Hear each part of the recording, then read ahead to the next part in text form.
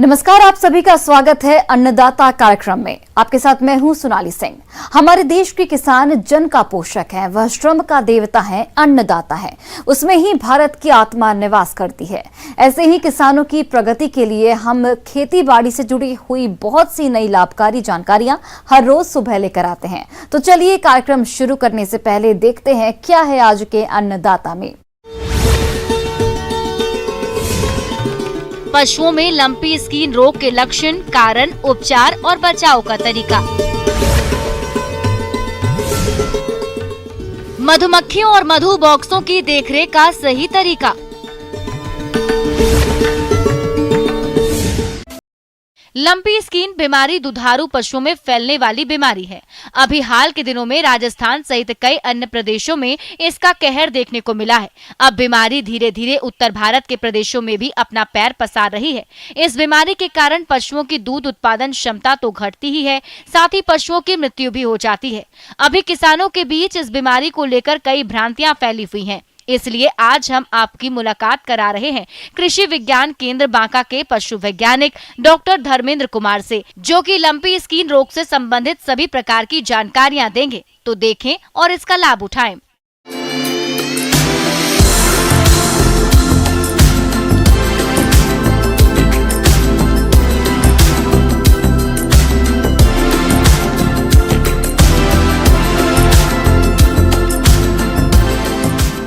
Lumpy skin disease जो कि आज राजस्थान, गुजरात में बहुत ज़्यादा मात्रा में पशुपालक परेशान हो रहे हैं। बहुत पशु इस बीमारी से ग्रसित हो रहे हैं।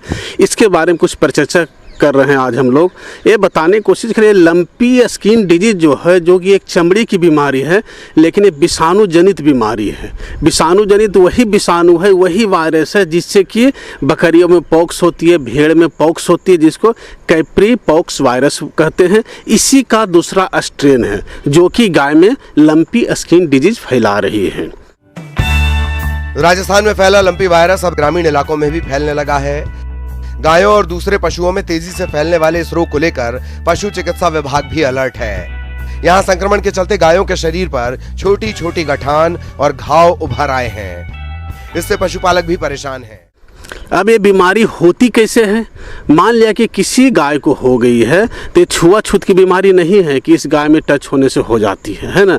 न तो उसके लार से होती है, न तो उसके साथ में खाना खाने से होती है, बल्कि इसका जो कारण है वो सबसे बड़ा कारण है कि जो बीमार पशु है उस पर कोई मच्छर बैठेगी, उसको खून चूसने के लिए कोई मक्खी बैठेगी, कोई कीड़े बैठेंगे। वही खून लगा हुआ यदि वो मक्खी दूसरे जानवर पर बैठती है और फिर उसका खून चूसती है, मतलब इसका खून उसके खून में ट्रांसफ़र होती है, उसके द्वारा वायरस ट्रांसफ़र होती है, जिससे वो बीमारी फैलती है।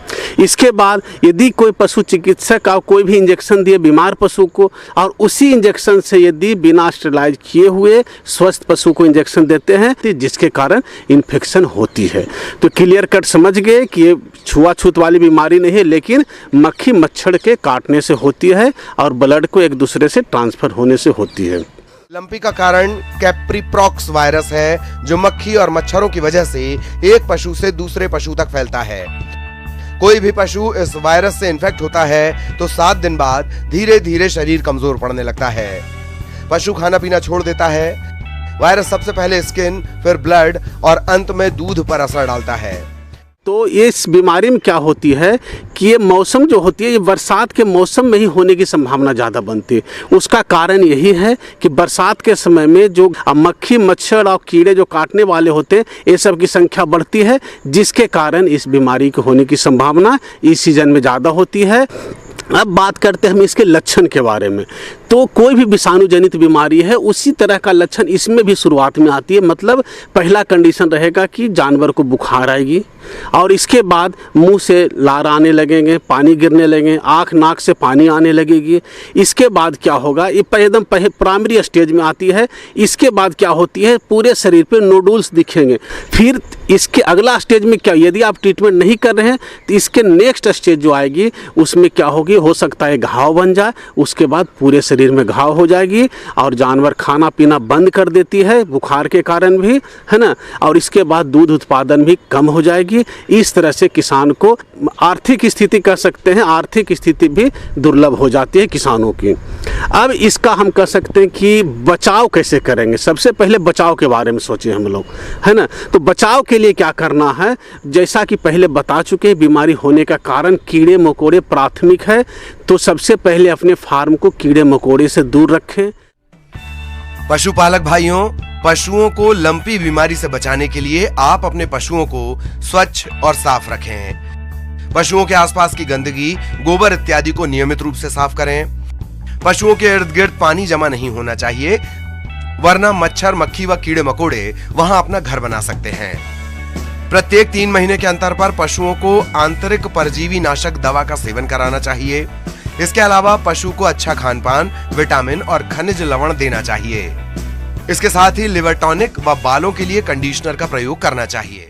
फिनाइल हो या ब्लीचिंग पाउडर हो, इसका छिड़काव करते रहे जिससे कि कीड़े मकोड़े आपके फार्म में नहीं आएंगे।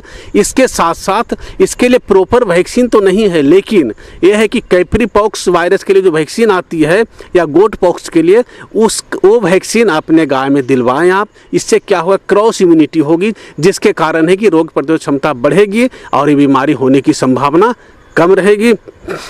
उसके बाद तीसरी बात आ जाती है कि जो इन्फेक्टेड गाय है उसको एकदम अलग करके बांध दें, स्वस्थ पशु से अलग रखें, ताकि उसको मक्खी मच्छर काटे भी तो वहाँ तक लिमिट रहे।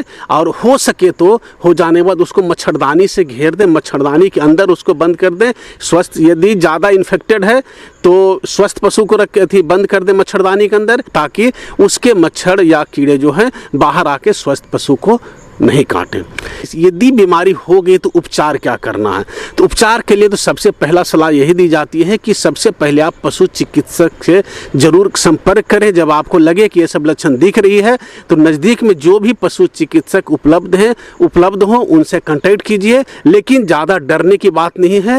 ये बीमारी बहुत ज़्यादा खतरनाक नहीं है। बहुत ज़्यादा खतरनाक तभी होती है जब हम लोग पशुपालक उसका केयर नहीं करते हैं, केवल पशु चिकित्सक के भरोसे रहते हैं। आपको सावधानी बरतने की आवश्यकता है। आप ध्यान दें, अपने पशु को बचा सकते हैं। इससे ज़्यादा डरने की बात नहीं है, केवल सावधानी बरतने की आवश्यकता है।